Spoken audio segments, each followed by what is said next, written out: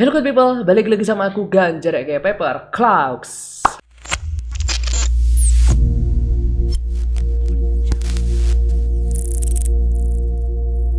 Oke teman-teman, gimana kabarnya? Semoga kita selalu diberikan kesehatan dan kelancaran rezeki. Amin. Well, untuk video kali ini aku ambil dari beberapa postingan akun-akun lokal pride yang sekarang tuh lagi rame membahas tentang perang harga. Dan ini sebenarnya juga udah banyak masuk di DM-ku. Mereka tuh tanya gini, "Mas, gimana tanggapannya tentang brand yang jualan kaos 59.000 sekian gitu ya, 59,99k gitu. Itu kita harus gimana nih buat brand-brand yang notabene masih baru dan masih baru merintis itu langkah-langkahnya seperti apa mas? Apakah bakalan ngikutin mereka atau kita main di pasar sendiri?" Oke lah, coba kita bahas tentang ini. Sebenarnya aku nggak mau terlalu membahas ini lagi karena beberapa kontenku sebelumnya itu udah pernah menjelaskan kenapa kita nggak harus ikut di perang harga, kenapa kita bisa membuat pasar sendiri atau segmen sendiri. Tapi ya mungkin sekarang lagi ramenya ini, ya coba aku bahas lagi deh, dan semoga kalian bisa dapat ya sedikit pencerahan atau sedikit gambaran tentang gimana sih suatu bisnis, terutama di dalam bisnis clothing sendiri.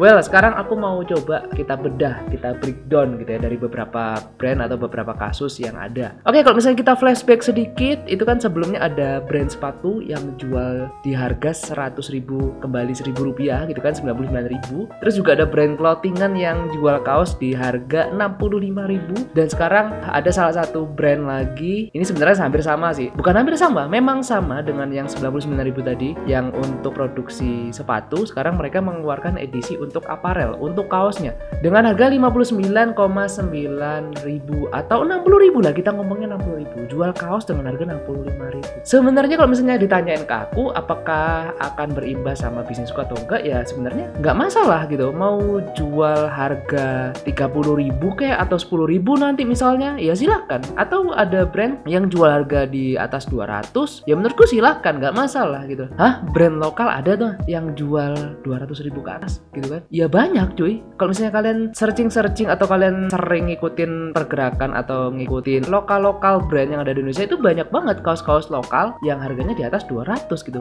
Dan kalau misalnya kita ngomongin bisnis, ya pasti ownernya dan timnya itu udah melakukan riset, dan aku bisa pastikan mereka yang notabene jual harga 65 atau yang jual harga 59.000 tadi atau 60.000 tadi, itu aku bisa jamin 100% pasti mereka tetap dapat untung gitu loh. Ini menarik kan? Jadi aku coba deh bedah satu-satu gitu ya, sepemahamanku dan sebisaku untuk memaparkan ya keruwetan salah paham atau keruwetan salah tangkap dari netizen kepada seorang yang memposting tentang hal tersebut gitu ya. Kalau misalnya kalian penasaran sama apa kontennya atau sama apa nih beritanya yang lagi ramai, kalian bisa langsung aja cek di lokal pride, itu banyak banget postingannya, udah banyak banget di repost sama mereka, jadi langsung aja ke sana. Oke, kita coba breakdown satu-satu.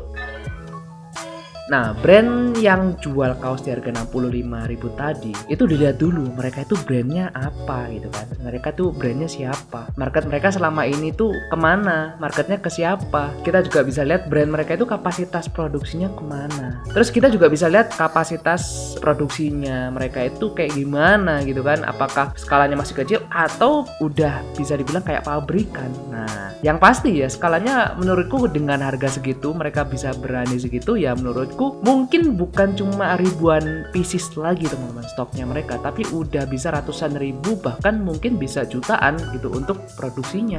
Ya namanya produksi gitu kan. Kalau misalnya kita produksi yang massal, ya anggaplah satu artikel mereka cetak bisa 1.000 pieces, anggaplah segitu ya. Itu pasti harganya jauh lebih murah dibandingkan yang brand cetak satu artikel cuma satu atau cuma 2 lusin doang. Ya HPP-nya pasti berbeda gitu, dari segi produksi udah berbeda gitu kan. Selisih ini kan bisa kelihatan gitu. Kita anggaplah misalnya kalian nggak punya produksian sendiri, anggaplah kita ke vendor. Kamu nawarin ke vendor untuk produksi quantity 100 lah. Itu kan pasti harganya nanti bakalan berbeda dengan quantity di harga cuma 1 lusin atau 2 lusin doang. Apalagi kalau misalnya kita ngomongin brand tadi yang harganya 65.000 atau yang 60.000 tadi punya konveksi sendiri atau punya pabrik sendiri, ya auto HPP-nya pasti bakalan bisa ketekan banget teman-teman. Nah mas, terus gimana solusinya buat kita yang mungkin baru mulai atau yang baru mau nyemplung di dalam dunia bisnis clothing? Apakah kita harus ikutan jual murah atau seperti apa? Nah, Ini sebenarnya udah pernah atau udah berkali-kali aku sampaikan di beberapa kontenku. Pas live juga kalian misalnya ada yang tanya itu, aku pasti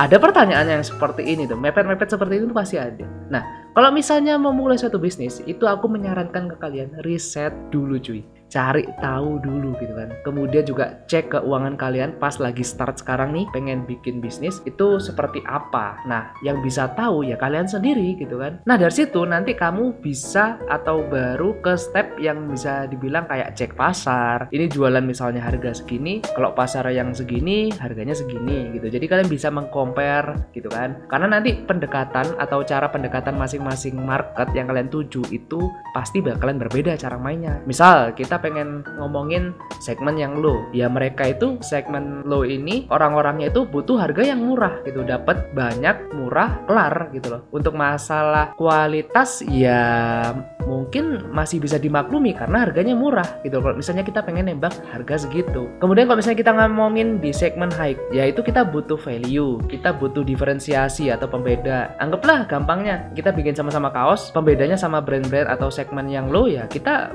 otomatis pakai bahan yang lebih bagus, pakai sablon yang lebih mungkin jarang dipakai sama brand-brand yang di segmen low. Sebenarnya kalau misalnya kita ngomongin desain itu kan relatif ya, orang suka itu kan relatif. Tapi kan kita bisa tahu desain yang anggaplah cuma satu warna dibandingkan sama yang mungkin 10 warna atau 12 warna misalnya kayak gitu. Itu kan udah berbeda. Belum lagi nanti kita bisa kasih gimmick-gimmicknya dan segala macam, ya bisa ditambahkan juga di situ. Nah, kalau misalnya kalian udah cukup modal untuk main di segmen low yang berdarah-darah kayak sekarang, ya silakan. Kalian pengen produksi massal ya monggo gitu loh. Ya kalian bisa konsistenkan di situ. Tinggal nanti dilihat nih seberapa jauh kalian mampu bertahan di zona yang dimana pasti bakalan ada pemain yang lebih besar lagi dan nggak menutup kemungkinan bakal ada brand nanti nggak tahu siapa yang bisa jual kaos itu all under 50.000 gitu. Ya nggak menutup kemungkinan gitu loh. Kalau misalnya emang mereka pengen berniat menghancurkan pasar, ya pasti bakalan dilakukan gitu loh. Untuk kalian yang nggak mau main di red zone, nggak mau main di zona yang berdarah-darah tadi, ya kalian bisa dari sekarang mulai mikir, kira-kira aku misal pengen bikin clothingan baru nih. Nah, value lebihnya atau value addednya yang aku kasihkan ke calon pembeliku itu apa? Nah, itu nanti kalian bisa cari-cari sendiri. Kalau misalnya mau belajar tentang value brand yang main di segmen high, itu kalian bisa cek aja beberapa videoku di belakangan ini udah sempat aku posting juga. Kalian bisa langsung aja cek-cek di situ. Oke, kita balik lagi ke topik. Gini teman-teman, trust me, nggak semua orang itu tertarik untuk beli produk cuma dilihat dari seberapa murahnya produk tersebut dijual. Tapi sebenarnya masih banyak di sana orang-orang yang membeli produk itu karena mereka melihat dari value suatu brand, value brand kita. Misalnya kita bisnis clothingan, ya mereka melihat value yang kita kasih untuk ke mereka. Kalau misalnya mereka cocok, mereka suka, harga berapapun gas. Jadi dengan fenomena yang sekarang lagi rame ini, sebenarnya ya semuanya itu udah ada pasarnya, udah ada segmennya sendiri-sendiri. Tinggal gimana kita nyamannya dan kita mampunya untuk nyemplung di dalam segmen tersebut. Mungkin yang jadi concern dari si pemosting, atau kalau misalnya kita ngomongin namanya Mas Kicung, nah mungkin maksudnya itu bagus gitu. Maksudnya adalah karena sekarang lagi yang dipublish sama akun-akun lokal pride itu kebanyakan memang yang harganya murah-murah gitu kan. Walaupun mungkin ada lah beberapa konten yang mereka itu juga bikin harga yang high class gitu. Tapi kebanyakan overall itu mereka memposting ya brand-brand yang lagi murah atau yang lagi diskon segala macam. Ya aku nggak bisa menyalahkan akun tersebut ya, nggak bisa menyalahkan media tersebut karena gitu. Kalau misalnya kita ngomongin media ya banyak, misalnya ada paid promote dari suatu brand atau ada kerjasama, itu juga bisa mempengaruhi dari beberapa postingan. Tapi overall menurutku itu semua masih wajar dan mungkin maksudnya dari Mas Kicung ini adalah beliau ini nggak pengen scene atau bisa dibilang iklim di dalam bisnis clothing itu cuma mengandalkan murah-murahan harga. Tapi juga sebenarnya bisa loh kita bisnis clothing itu mengutamakan value, bisa loh mengutamakan bisa dibilang kayak kualitas gitu loh. Nah, tapi balik lagi namanya netizen ya maha benar gitu kan. Dan menurutku dengan semua hiruk pikuk ini sebenarnya malah membuka wawasan kita gitu kan, lebih jauh untuk belajar lagi. Oh ternyata bisnis clothing itu nggak cuma asal kalian bikin desain langsung ke vendor jualan, nggak gitu. Emang ya dibilang komplika complicated ya complicated Pak gitu loh. Aku sendiri clothingan udah jalan 7 tahun ya, jalan 8 tahun lah, hampir 8 tahun. Dan hampir 4 tahun ke belakang ini kalau misalnya aku lihat penjualan ya, justru ketika aku mengadakan suatu diskon itu penjualannya atau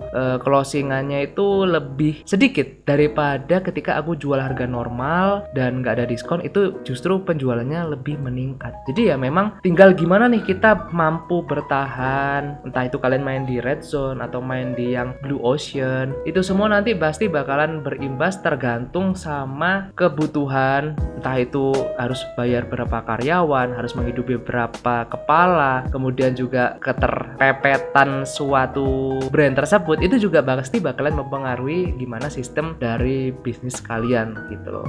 Oke, mungkin gitu aja yang bisa aku share untuk video kali ini. Semoga dapat ya apa yang aku sampaikan untuk video kali ini. Dan mungkin aku akan taruh beberapa link videoku yang mungkin relate sama pembahasan kali ini. Dan di sana insya Allah udah aku jabarin lebih lengkap. Jadi tinggal kalian nonton aja. Dan semoga ini bisa membuka mata kalian sekali lagi. Kalau bermain bisnis ini, apapun bisnisnya sebenarnya, itu bisa dibilang perspektifnya itu banyak teman-teman. Tinggal gimana kita nyaman dan berani nggak masuk ke sananya gitu. Oke teman-teman, semoga bermanfaat dan thank you guys for watching. Jangan lupa untuk like, share, comment, and subscribe. Stay safe, stay strong, never give up. Paper Claw out. Bye bye teman-teman, thank you guys for watching. See you next video. Bye bye.